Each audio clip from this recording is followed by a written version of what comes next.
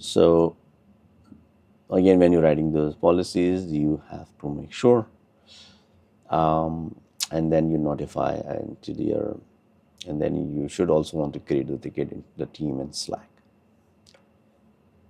So this is the third one. I have the fourth one: approval bad response, risky user, risky sign in. You can go to Azure Security, you can find it. New incident. This is more specific to SLA time or escalation. You don't want to make sure your incident is sitting around and it's taking forever. So usually in the SOC, you have some SLA criteria defined for high ones, 15-minute response time versus other ones, and then you have remediation time as well. So response time for critical one can be 15 minutes, high 1 hour, medium maybe 1 day, and then remediation can be followed accordingly. So every company has their own policies, but they all follow the best practices.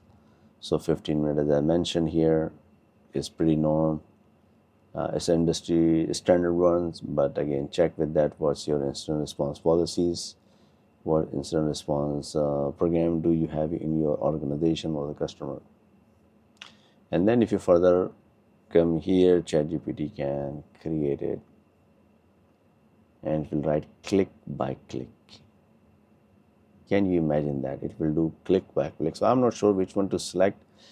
Let's do IOC one. So I'll type number 3 and see if it gives me click by click details for number 3, which is the IOC from incident. Those who don't know IOCs, here we have intent of compromise, IOC blocked, MD, MDOS, DNS, and most powerful, we will build IOC from incidents. Basically, this works beautifully for phishing, malware, web, and what display looks like external URL. So basically, the source where the compromise is supposed to be coming, it will just block it. Defender for endpoint, basically indicator of compromise. Basically, the indicator is coming. I forgot. I said something else, but it's an indicator of compromise. Defender for office. Add IOC to Sentinel list.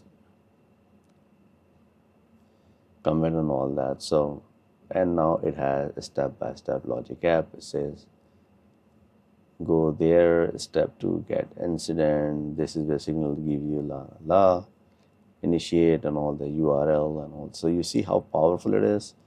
So if you're not using it, then I would highly recommend go ahead and use it. Make yourself 10 times more faster when it comes to your SOC analyst, SOC engineering job. It's not an analyst anymore. I think it's a senior level work, right, as a security engineer.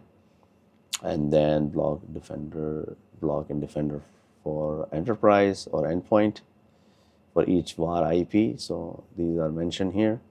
And then you set the action and repeat for IPS. So you follow the same instruction here, repeat for IPS domains and everything. So you did it for here for defender endpoints, and then you gotta follow the same thing for everything.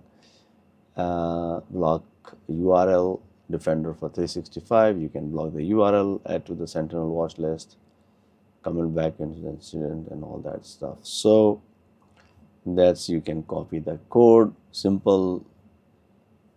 You can see all full detail, add text. Again, there is no comparison when you go do it by hands on, right? So that's important. This can be your lab if you're watching my video for the first time, right?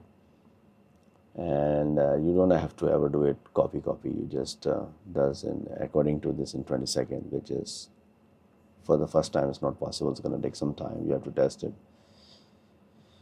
And as I said, this is a senior level work, which is good as a security engineer. So I hope this is helpful.